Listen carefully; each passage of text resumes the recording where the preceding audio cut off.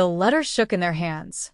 Their eyes grew wide, and their throats felt tight as they read Grandma's last words. "Dear children," the letter began, "I called and called, but no one answered. I didn't want to bother you, so I wrote this instead. If you are reading this now, it means I am gone." The room went silent. Phones dropped to the floor. A cold wind seemed to pass through the house, even though the windows were shut. The grandkids, who had spent months ignoring her calls, suddenly felt the heavy weight of guilt pressing down on their hearts. Each word of that letter pierced them deeper than any scolding ever could. But that wasn't the worst part. The next lines of the letter revealed something none of them could have imagined. Something that would change the way they remembered their grandmother forever. And just before they could finish reading, the lights in the house flickered. Months earlier, before the letter was opened, Grandma lived in a small cottage at the end of Maple Street. It was a warm little house, painted yellow with white windows, surrounded by roses she had planted with her late husband many years ago. Grandma loved her family dearly. Every morning, she would pick up her phone and call one of her grandkids just to hear their voices. "Hello, darling," she would say, her tone always soft, her laughter always ready. She didn't ask for much, just a moment of their time, a little sign that she still mattered in their busy lives. But as days turned into weeks and weeks into months, the phone calls went unanswered. First, it was Sarah, the eldest granddaughter, who claimed she was too busy with work. Then James, who always said, "I'll call you back later, Grandma," but never did. Soon, all of them began pressing the decline button whenever her name flashed on their screens. Grandma noticed, of course. Each ignored call stung like a tiny thorn in her heart. Still, she smiled, still she tried. "They are busy," she whispered to herself, rocking gently in her old wooden chair by the window. "They'll come around." The highs of her days were simple things. The birds chirping outside, the neighbor's little boy waving as he rode past on his bicycle, the smell of apple pie baking in the oven. But at night, the lows hit her harder. The empty chair across from her at the dining table reminded her of her husband, who had passed away. The silence of her phone reminded her of her grandchildren, who seemed to have forgotten her. One evening, after trying for the third time to call Sarah, she set the phone down and looked out the window. "Maybe tomorrow," she whispered. Her eyes grew watery, but she quickly wiped the tears away. "Don't be silly, Margaret," she told herself. "They love you. They're just busy." But the truth was different. Her grandkids weren't just busy. They had slowly grown used to the idea of Grandma being alone, thinking she would always be there no matter how long they ignored her. They didn't realize each unanswered call was carving loneliness deeper into her heart. The days grew colder. Leaves turned red, then brown, and fell to the ground. Grandma's calls became fewer, but when she did call, her voice was softer, weaker. One day, she decided to write a letter. Not just one letter, but many. Each one was meant for her grandchildren. She tucked them away in a little wooden box, the same box her husband had once used to keep his army medals safe. It was on a rainy night when something happened that no one in the family expected. Grandma made her final call. She dialed James' number, her hands trembling, her heart beating fast, hoping, just hoping, that this time, someone would answer. The phone rang once, twice, 3 times. Then it stopped. No one picked up. Grandma set the phone down, her shoulders heavy. She walked slowly to her bedroom, where the wooden box sat waiting. She placed one last letter inside, sealed it, and whispered softly, "Maybe they'll read it when I'm gone." That night, the house on Maple Street grew quieter than ever before. And in the morning, the neighbors noticed something unusual. It was a chilly morning. The rain had stopped, and the street was quiet, except for the soft dripping of water from the rooftops. Mr. Wilson, the elderly man who lived across from Grandma's yellow cottage, stepped outside to fetch his newspaper. As he looked across the street, he froze. Grandma's curtains were still drawn, and the lamp in her window was still glowing, even though the sun had risen hours ago. That was unusual. Grandma was always an early riser, always the first to open her curtains and wave at him with a warm smile. But today, nothing. Concerned, Mr. Wilson called out, "Margaret." Good morning. His voice echoed faintly. No reply. He tried again, louder this time. Still silence. By noon, the neighbors had gathered, whispering to one another. "She hasn't come out all day," one woman said, clutching her coat. "I saw her light still on last night," another murmured. "Do you think she's all right?" The mailman, who came by with letters, noticed the mailbox stuffed with envelopes. "This isn't like her," he said, frowning. Finally, someone decided to knock on the door. Knock, knock, knock. But no sound came from inside. Only the ticking of the old grandfather clock that stood near the living room window. Hours passed, and worry grew heavier in the air. By evening, the police were called. 2 officers arrived, their radios crackling, and after several attempts, they pushed the door open. The neighbors watched with wide eyes, holding their breath, afraid of what they might find. Inside, the air was still. The smell of apple pie, her last baked pie, still lingered faintly in the kitchen. The rocking chair by the window was empty, and the phone lay on the table, its screen black. Then one of the officers called out, his voice low but urgent. "We found her." The neighbors gasped, hands flying to their mouths. But the officer didn't explain further. He simply asked them all to step back.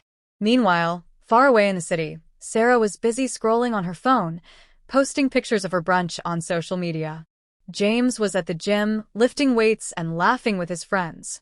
None of them had any idea that, at that very moment, the neighbors on Maple Street were standing outside their grandmother's house, whispering prayers and fears. The first call came to Sarah that evening. It was from the local police. "Ma'am, are you the granddaughter of Margaret Williams?" the officer asked. "Yes," Sarah answered casually, not yet sensing the storm about to hit her. "I'm sorry, but there's been an incident at your grandmother's house. You need to come immediately." Sarah froze, her fork slipping from her hand. "An incident?" she whispered. When she called James and the others, her voice trembled. "Something's happened to Grandma. We have to go." For the first time in months, all the grandkids gathered in one car, speeding down the wet roads back to Maple Street. Their phones were silent. Their laughter was gone. All they could hear was the pounding of their own guilty hearts. When they arrived, the sight broke them. Ambulance lights flashed against the yellow walls of the little cottage. Neighbors stood quietly, some crying. Sarah's hands shook as she pushed through the crowd. Inside the house, an officer handed them a small wooden box. "This was on her bedside table," he said softly. "She wanted you to have it." The grandkids exchanged nervous looks. The box was old, polished, and locked. James tried to open it, but it wouldn't budge. Then, taped underneath, they found a single envelope with their names written on it in Grandma's neat handwriting. Sarah tore it open, her eyes filling with tears before she even read the first word. "Dear children," her voice broke. Everyone leaned closer, listening. But before she could finish reading aloud, the officer cleared his throat and said, "There's something else you need to see." The officer's face was serious, his voice low. He held the wooden box in one hand, but in the other, he carried a folded piece of paper, sealed with a small wax stamp. "This was found beside your grandmother," he said. "It looks like her last letter." The grandkids froze. Sarah's knees went weak, and she gripped the edge of the old dining table to keep from falling. James shook his head, his lips trembling. "No, no, don't say that," he whispered. The officer placed the paper gently on the table. "I think you should read it together." The silence in the room was so heavy it felt like the air itself had stopped moving. Sarah's hands trembled as she picked up the envelope. Her fingers struggled to tear it open, as though part of her was afraid of what it might say. Finally, she unfolded the page, and her eyes filled with tears as she began to read aloud. "My dear children, I don't want to make you sad. I only want you to know how much I love you. I called many times, not because I needed anything, but because hearing your voices was the only joy left in my days. Each ring that went unanswered felt like a door closing between us. I didn't want to be a burden, but my heart longed for you. I missed you more than words can ever explain." Sarah stopped, unable to continue. Her tears dripped onto the paper. James reached for the letter and took over, his voice breaking. I don't blame you. Life is busy, I understand. But please remember, love is not about grand gifts or big moments. Sometimes, love is simply answering the phone when someone calls, especially when that someone is your grandmother. The words cut deep. Each of them replayed the times they had silenced her calls, thinking later. But later never came. The letter went on. When I am gone, don't weep for me. Instead, love one another fiercely, because family is all we truly have. I have left behind something for each of you, inside the wooden box. It is my way of showing you that even when you forgot me, I never forgot you. The grandkids stared at the box, their hearts pounding. What could be inside? The officer stepped back, giving them space. There's a key, he said softly. He pointed to a small chain around Grandma's neck. Hanging there was a silver key, glimmering faintly under the light. Sarah's hands shook as she removed the chain, the key cold against her skin. Slowly, she turned it inside the lock of the wooden box. Click. The lid creaked open. Inside were neatly folded envelopes, one for each grandchild. Next to them were small, precious objects wrapped in cloth. Sarah reached for hers first, and when she unwrapped it, her breath caught in her throat. It was a tiny locket. Inside was a picture of her as a baby, held in Grandma's arms, both of them smiling brightly. On the other side of the locket was a small note that read, You were my sunshine. James opened his, finding an old baseball glove. It was the same glove Grandma had saved money to buy for him when he was 10, after his father had said it was too expensive. Tears blurred his vision as he clutched it to his chest. One by one, the grandchildren opened their envelopes and gifts, each one reminding them of how deeply Grandma had loved them, even when they were too busy to answer her calls. The room filled with sobs. Regret pressed heavily on their shoulders. But just as Sarah thought she couldn't cry any harder, her eyes fell on one last envelope at the very bottom of the box. Unlike the others, it wasn't addressed to a single grandchild. It was addressed to all of them together. Her fingers shook as she picked it up. The envelope felt heavier than the rest. She glanced at her siblings nervously. Should I open it? Everyone nodded. She carefully tore it open and pulled out a sheet of paper. But this time, it wasn't just a letter. Inside was something else, something none of them expected. A property deed. Grandma had left them her house. Gasps filled the room. But before they could even process it, the officer cleared his throat again, his voice more serious than before. There's something important you don't understand, he said. The deed, it comes with a condition. The room went still. The grandchildren leaned closer, eyes fixed on the officer, their hearts pounding. What do you mean, a condition? James asked, his voice unsteady. The officer held the paper up and pointed to a paragraph written in Grandma's careful handwriting, notarized at the bottom. Your grandmother made it clear in her will. The house does not simply belong to you unless her final wish is carried out. Sarah's hands trembled as she took the paper from him and read aloud. To my dear grandchildren, this house is yours, but only if you live here together for 1 full year. During this time, you must take care of the home, eat at the same table, and learn to love each other again. If you cannot do this, the house will not remain in the family, it will be given away to charity. My only wish is that my home, once full of laughter, will not die in silence. The words hit them like thunder. Live together? For a whole year? The grandchildren exchanged nervous glances. Sarah wiped her tears. She wanted us to come back. She wanted us to be family again. James groaned, running a hand through his hair. But I can't live here for a year. I have my job, my gym, my life in the city. You think I can just leave my apartment and my work? Sarah snapped, her voice rising. This is crazy. But as they argued, the weight of the letter pressed harder on their hearts. They remembered the lonely phone calls, the ignored rings, and the guilt that now burned inside them. Little by little, their anger softened. Sarah whispered, This is her last wish. If we refused, it's like ignoring her one more time. Silence fell. They all looked at the house. The yellow walls, the roses in the garden, the wooden rocking chair by the window. Memories of childhood came flooding back. Summers spent chasing fireflies in the backyard, Grandma's cookies cooling on the counter, bedtime stories told in her gentle voice. It was no longer just a house. It was her. Finally, Sarah said, "I'll do it. For her." One by one, the others nodded. Even James, though he muttered under his breath, "A year, this is going to be the longest year of my life."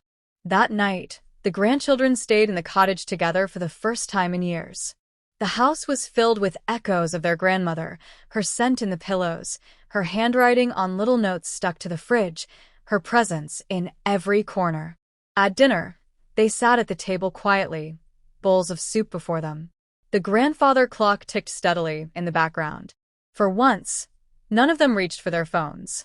Sarah glanced at the empty chair where Grandma always sat. Her chest tightened. "We should say grace," she whispered. James rolled his eyes but bowed his head anyway. They muttered a small prayer, thanking Grandma for the food and for the chance, even if painful, to be together again. It wasn't easy. Their lives were different now. They had grown apart, their personalities clashing in small ways. Arguments sparked over little things: who would wash the dishes, who would mow the lawn, who would pay the bills. But in those small arguments, they began to notice something they had forgotten. They were family.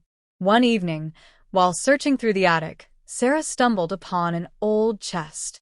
Inside were photo albums, yellowed letters, and even cassette tapes labeled in Grandma's handwriting.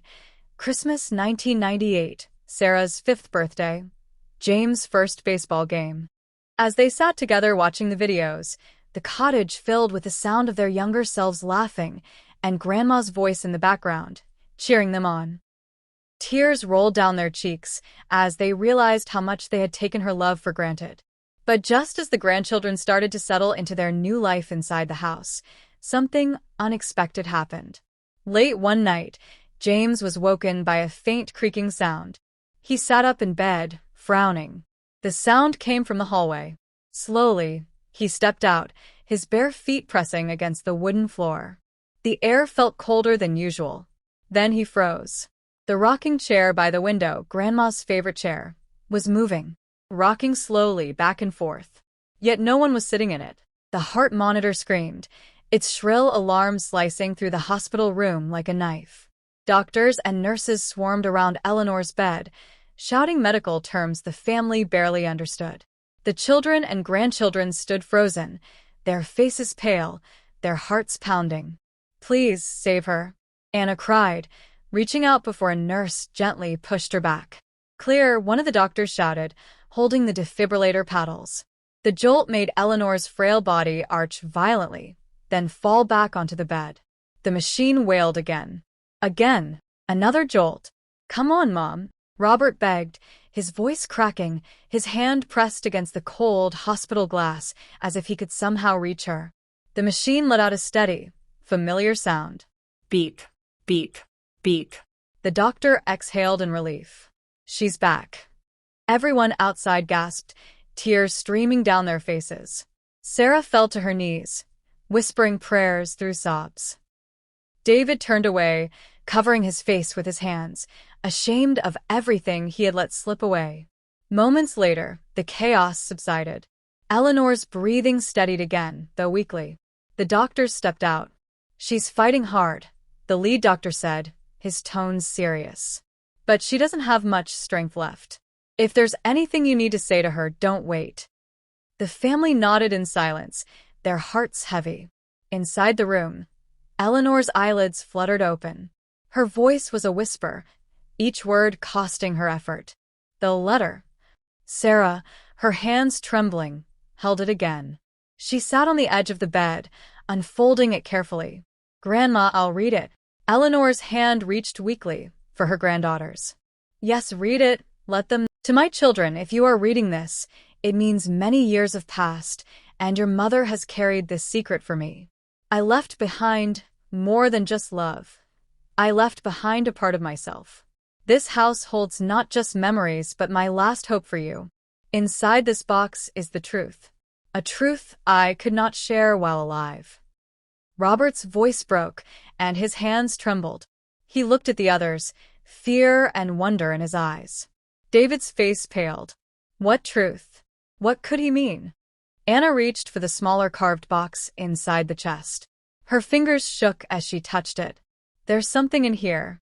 Robert reached to open it, but before he could, the lights in the attic flickered violently. The old house groaned. And then, bang! A sudden crash came from downstairs.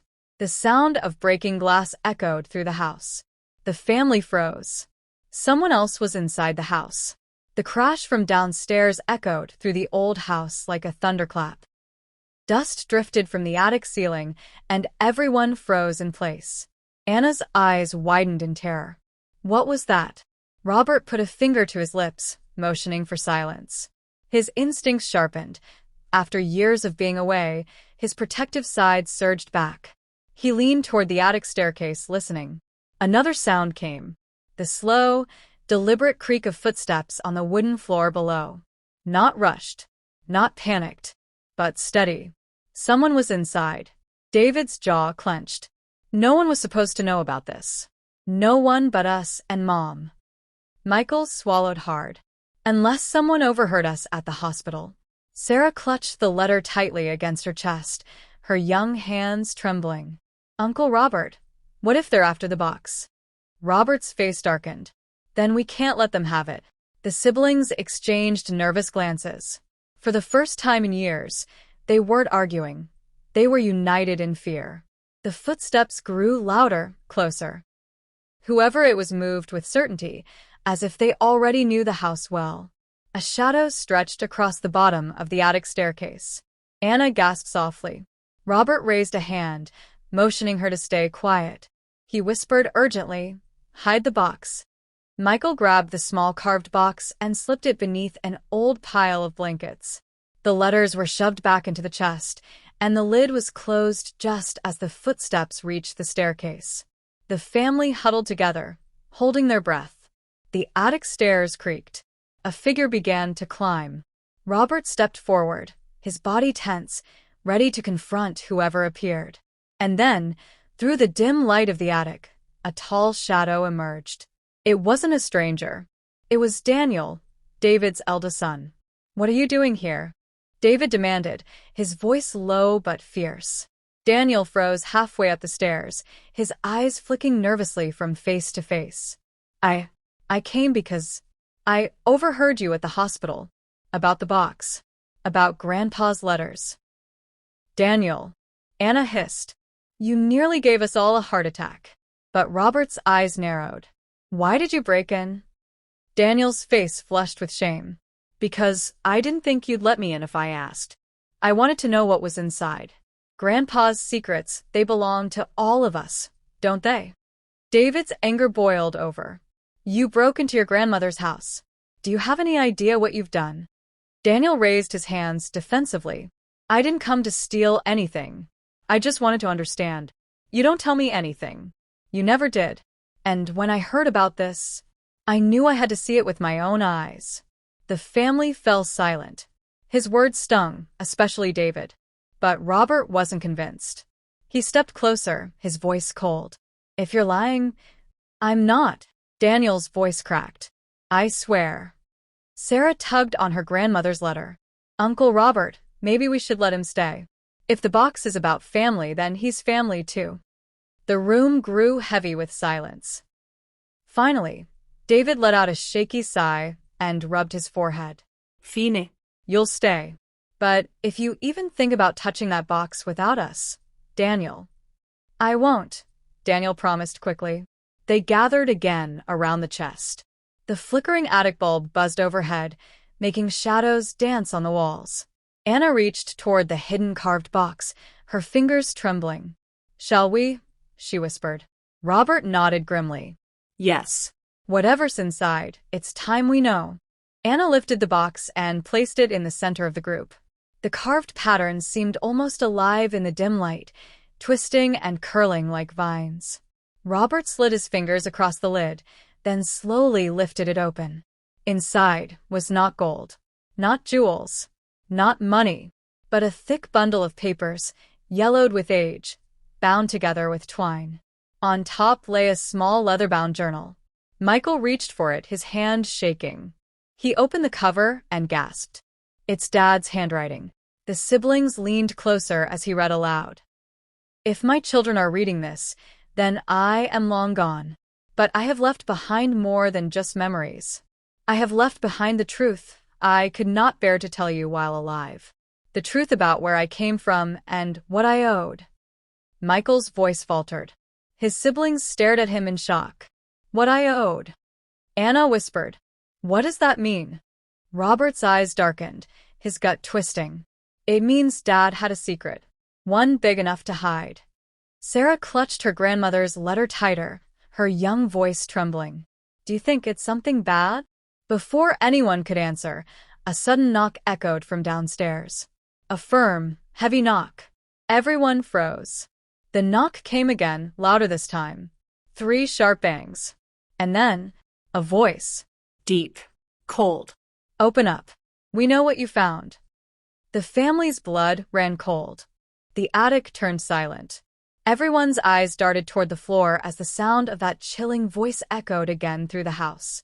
Open the door. We don't want to break it down. Sarah buried her face against Anna's side, trembling. Daniel's face went pale, realizing this was no longer just about family secrets. It was bigger than that. Robert stood up, his fists clenched. How do they know we're here? He muttered, his voice sharp with suspicion. David swallowed hard, his mind racing. It's impossible. No one should know except us. Another loud bang rattled the front door downstairs, followed by the sound of boots scraping against the porch. Whoever it was, they weren't bluffing.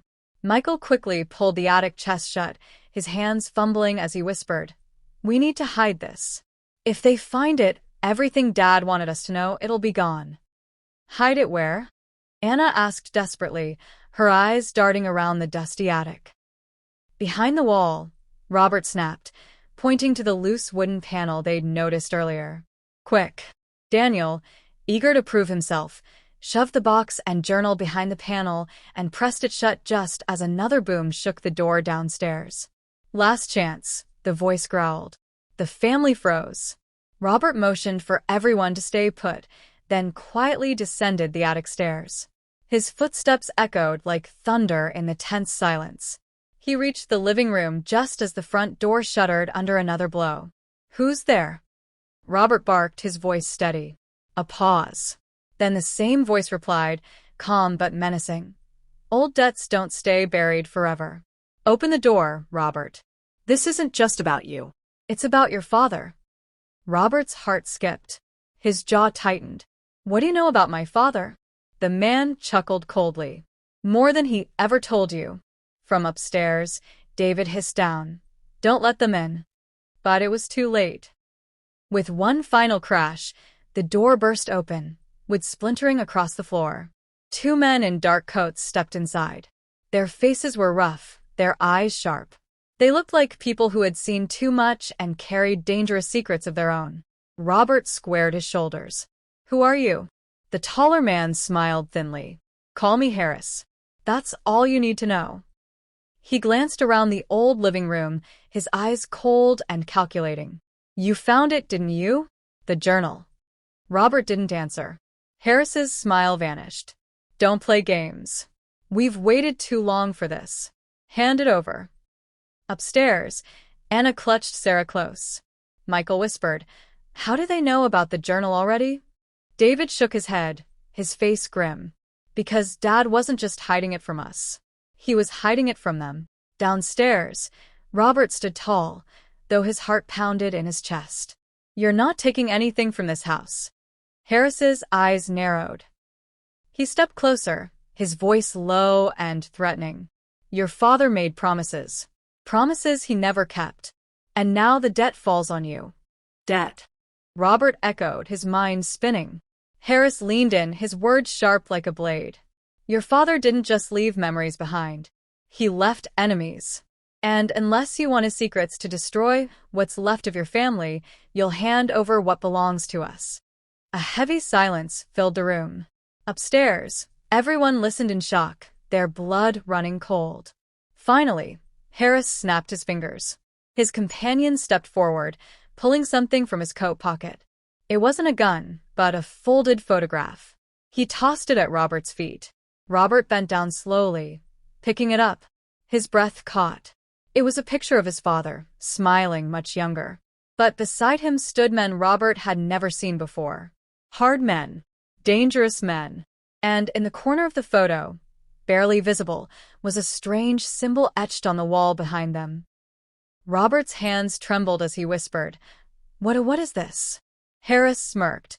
"The life your father never wanted you to know about." Upstairs, Michael whispered fiercely, "This is worse than I thought." "Dad, what were you into?" The attic floor creaked as Sarah shifted nervously. Harris's head snapped upward, his eyes narrowing. "You're not alone here, are you?" he said slowly. Robert's heart dropped. Harris took a step toward the stairs. And then, suddenly, the sound of a car engine roared outside, headlights flashing through the broken doorway. Everyone froze. Harris cursed under his breath. "They're here already?" He grabbed his partner's arm. "We're out of time. Find the journal, now." The men bolted toward the stairs. Anna screamed as heavy footsteps thundered upward. Michael shoved Sarah behind him. David grabbed a rusted metal pipe leaning against the wall, ready to fight. The attic door flew open, and the men burst inside. The attic door banged against the wall with a force that made everyone jump. Dust fell from the ceiling beams as the two men stormed in, their dark coats brushing against the wooden frame. Sarah screamed, clinging tightly to Anna, who pulled her close as if her arms alone could shield the little girl from danger. "Stay back," Michael shouted, his voice cracking, though he stood in front of his sisters like a shield. His hands trembled around the rusted pipe he had grabbed earlier. Harris sneered, "Put that toy down before you hurt yourself, boy." His partner pushed past him, eyes scanning the room, searching for the hidden journal. Robert rushed up the stairs behind them, his face red with anger. "This is my father's house. You have no right to be here." Harris turned slowly, his eyes narrowing on Robert. "You think you know who your father was?" he asked coldly. "You think he was just a kind old man who sat in this attic and wrote stories? He was one of us. And he betrayed us." The words hit like a thunderclap. Everyone froze, staring at Harris in disbelief. David stepped forward, shaking his head. "That's a lie. Our father was no criminal. He was a good man. He worked hard. He cared for us. Don't you dare stand here and twist his memory." But Harris's smirk only grew. "You don't believe me? Fine. Why don't you open that loose panel behind you and show your family what he kept hidden?" Everyone stiffened. The intruder knew exactly where they had hidden the journal and letters. Robert's jaw clenched. "You're not touching it," the second man snarled, lunging toward the wall panel. Michael swung the pipe with all his strength, barely missing him. The man cursed, grabbing Michael's arm, but David rushed forward, shoving him back. The attic erupted into chaos, shouts, footsteps pounding, Sarah crying. Then Harris raised his hand and yelled, "Enough!" His voice boomed, commanding silence. His partner stopped struggling, breathing heavily. Everyone froze, hearts pounding in their chests. Harris's eyes swept over the frightened family. "You don't understand," he said darkly. "Your father wasn't just hiding money or secrets. He was hiding the truth about all of you." Anna's voice trembled as she whispered, "What do you mean about us?" Harris stepped closer, his shadow looming. "Your father made choices long before you were born. Choices that bound this family to something much bigger than you can imagine. And now, the people he crossed are coming. If you don't give us what we came for, they won't just come for you. They'll come for your children and their children after them." The attic felt colder, the air heavy with fear. Robert's voice cracked as he demanded, "Tell me what you're talking about." Harris smirked. "No. Better you read it for yourself.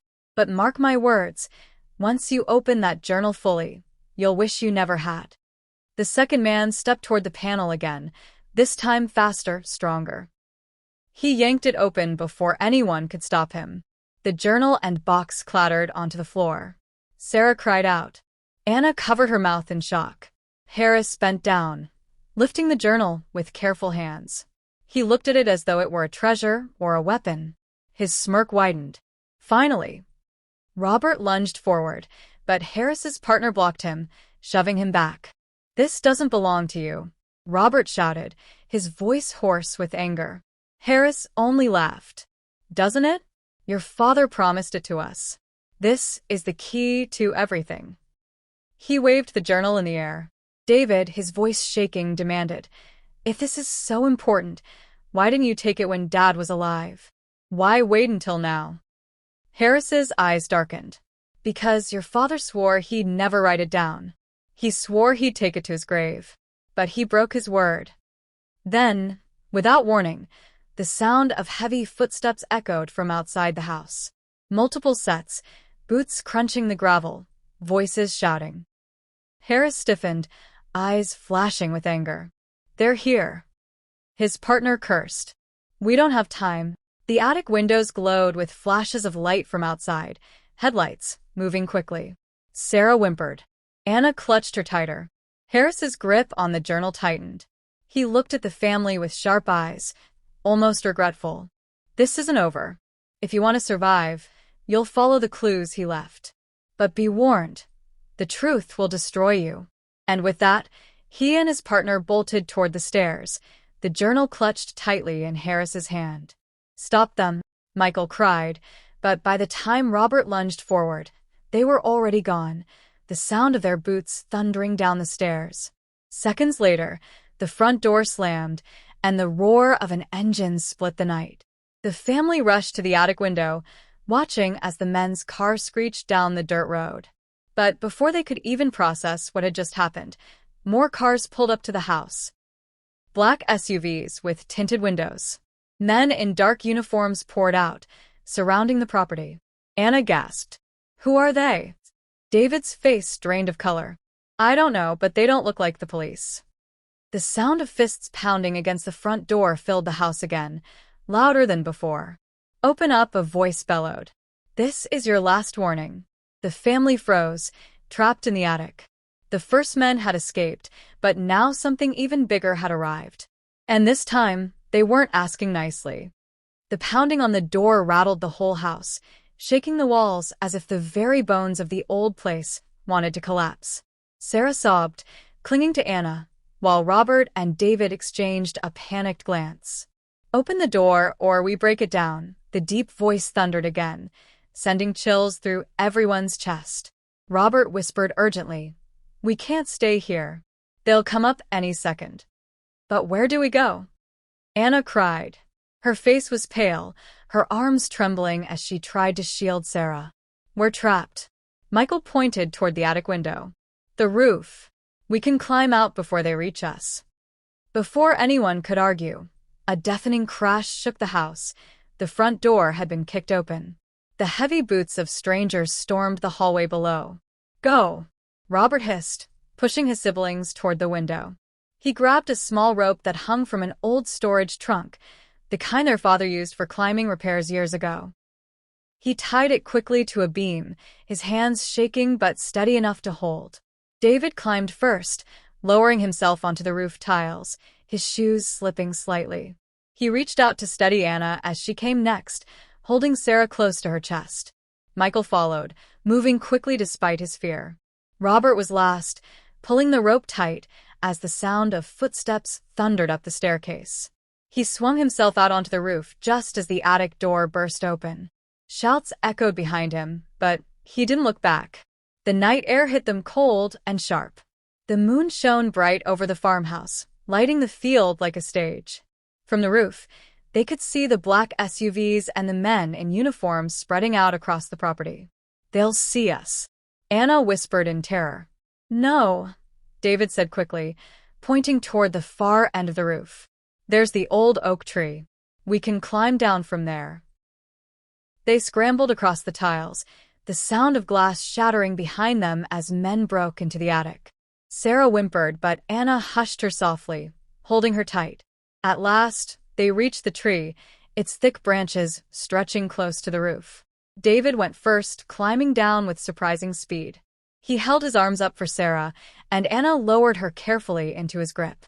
Michael followed, sliding down the trunk, scraping his arms but biting back his cry of pain. Robert was last again, his eyes darting back to the roof where shadows moved inside the attic. He climbed down, his hands raw against the bark, his breath ragged. At the bottom, they didn't stop. David whispered fiercely, "The woods. Run." They sprinted into the field, the tall grass whipping their legs. Shouts erupted behind them. They're running." Flashlights swung across the field, beams of light chasing them. Robert grabbed Anna's hand, pulling her forward. "Don't stop," he cried. The family plunged into the woods, the darkness swallowing them. Branches scratched their arms and faces, roots twisted under their feet, but they ran, hearts pounding like drums in their ears. The deeper they went, the harder it became to see. But the voices behind them grew fainter, the flashlights dimmer. Finally, they collapsed in a small clearing, gasping for breath, their bodies trembling with fear and exhaustion. Sarah curled into Anna's arms, sobbing softly. "I want to go home," she whispered. Anna's eyes filled with tears. "I know, baby. I know." Robert dropped onto the ground, pressing his hands to his face. "This is madness. What have we gotten into?" David pulled a crumpled piece of paper from his pocket, the page he had managed to grab from the journal before Harris took it. His voice shook as he said, This is why they're after us. Dad left something behind. Something they don't want us to know." Robert stared at the paper.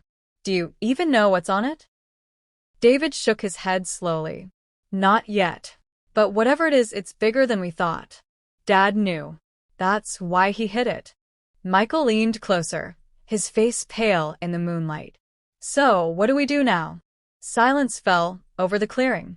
Only the sound of crickets filled the night air. Finally, Robert lifted his head, his voice low but steady. "We keep running. We keep searching. We follow every clue he left us. Because if what Harris said is true, then this isn't just about Dad. It's about us. All of us." Anna looked at him, her voice trembling. "But what if the truth really does destroy us?" Robert's jaw tightened. He looked down at Sarah, sleeping now in Anna's arms, her face streaked with tears. "Then we fight," he said softly.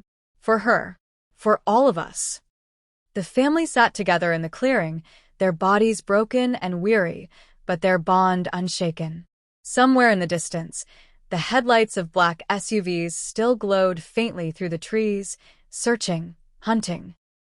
But in that moment, under the pale light of the moon, they made a silent promise. Whatever truth their father left behind, they would uncover it. And no matter how dangerous the path became, they would face it together. Life lessons. 1.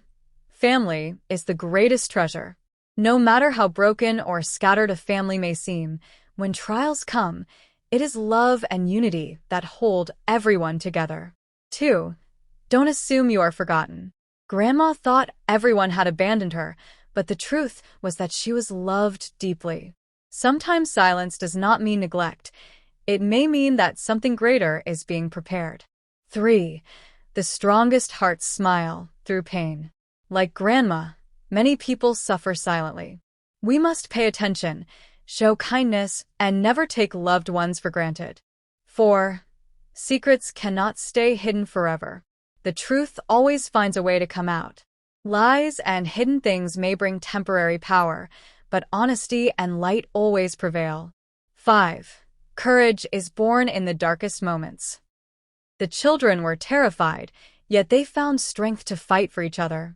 Real bravery isn't the absence of fear, but moving forward despite fear. 6. The past shapes the future. Grandma's hidden story and Dad's secrets carried lessons that the new generation had to uncover. History matters, and understanding it can change the present. 7. Love protects, even beyond death. Their father, though gone, left clues and sacrifices behind to protect his children. Love never truly dies, it leaves legacies. 8. Never give up on hope. Even when chased, betrayed, and hunted, The family kept running. Hope is what kept them alive and united. 9. Forgiveness brings healing. Despite betrayal and fear, holding on to anger would have destroyed the family. Choosing forgiveness helped them stay strong. 10. Cherish every moment. Grandma's tears showed that the smallest gestures of love, a visit, a letter, a hug, can mean the world to someone who feels forgotten.